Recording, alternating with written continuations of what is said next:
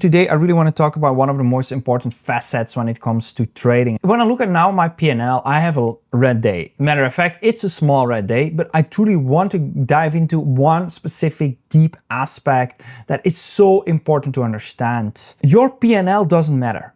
Every time when I look at my P&L and I see a bunch of red trades or I see a bunch of loss and I think, I don't want to be red.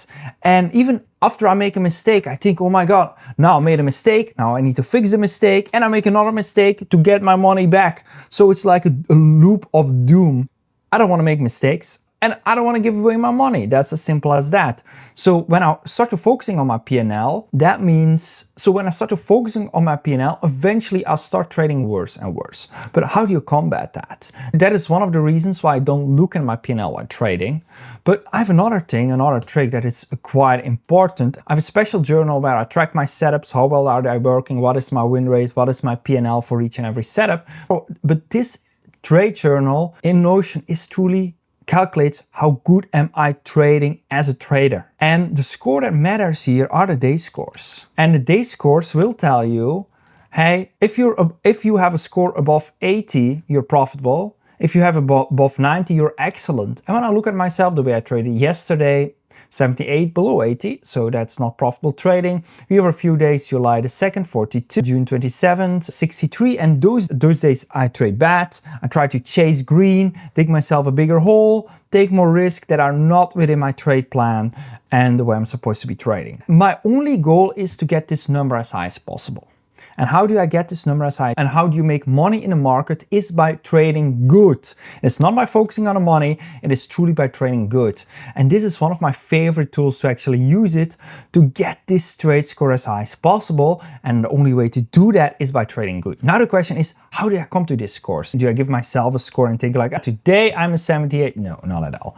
I have a special GPT. I created, if you want to have my GPT bot, links in the description.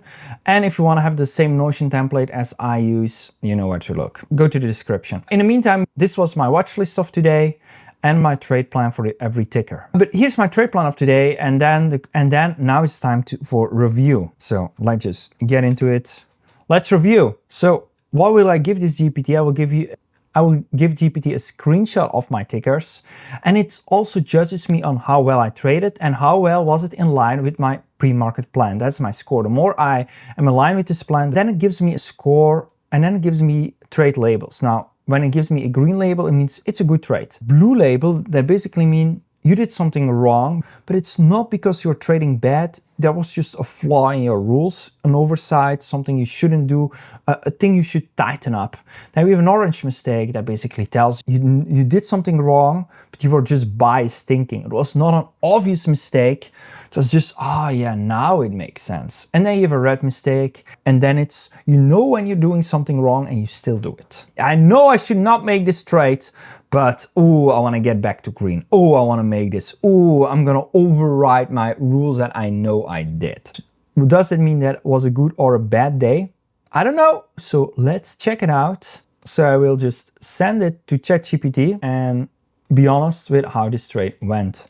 So I sent a screenshot, and all I do is then describe the trade to GPT. Now I press here the Windows H key, and then it transcribes everything that I'm saying. Okay, so let's get into this trade. So pre-market, I saw my tight base forming it, and I did a solid setup there. I added where I needed to add, and I managed my position correctly, but unfortunately I got stopped out. Nothing to say about that. I was actually hesitant to re-enter later when it reclaimed, but I know that's a bad idea, and I'm very happy that I didn't do that, because would have been not a losing trade without a reason. Then later at the new high, I was waiting. We got a breakout, got stopped out. That's unfortunate. I tried that again, got stopped out again. And on the re-entry, I re-entered.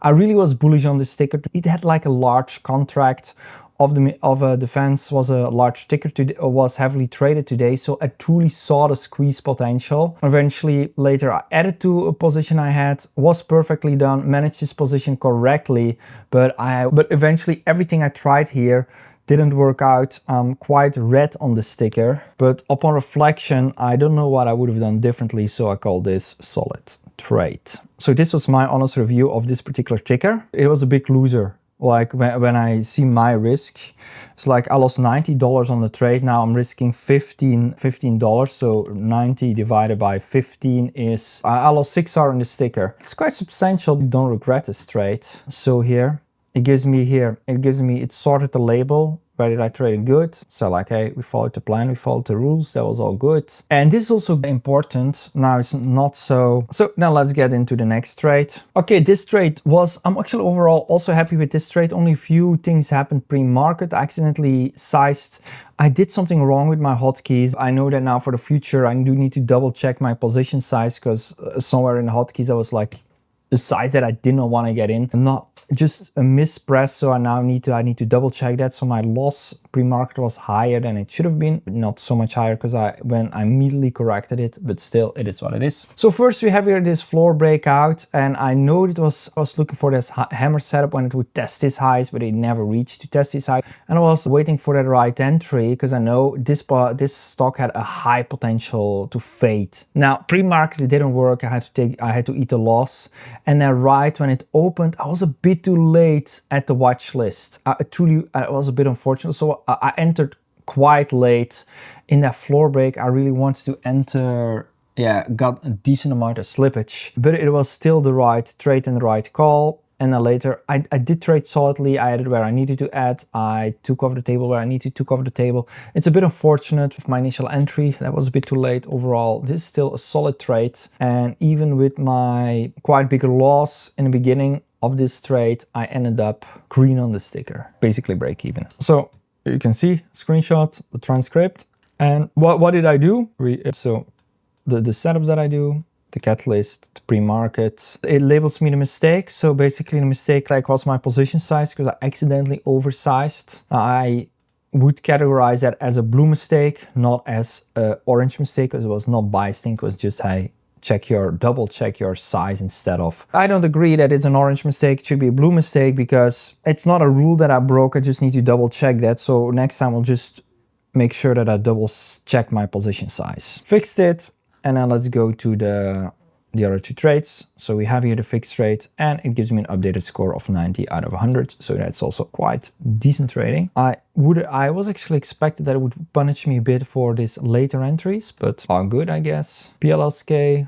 So here you have my wave setup. I planned exactly for this setup, but I was not expecting it to actually work. So my alarm went off. I saw the price action, and yeah, I entered quite good.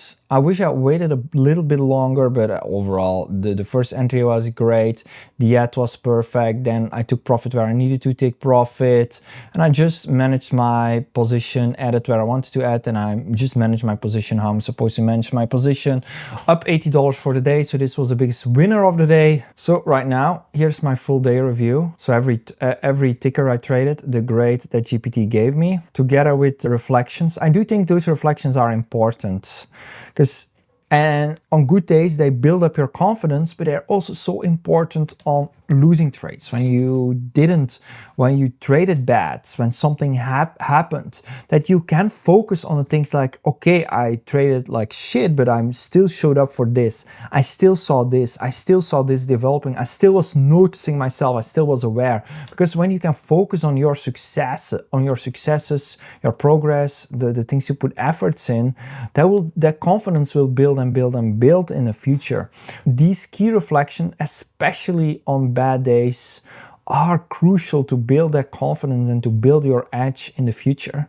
Then let's do also the one big lesson. Your edge wasn't what you trade, it's how you behave when trades don't go your way. And this is truly my biggest working point during the past however long I'm trading. It is when things go my way, oh, that's easy, but then when they don't, and when you take trade after trade and take loss after loss and still keep your composure and still have that patience, that is the difference between losing and winning. Sometimes I respond to these emotional check-ins. It's just to create that self-awareness.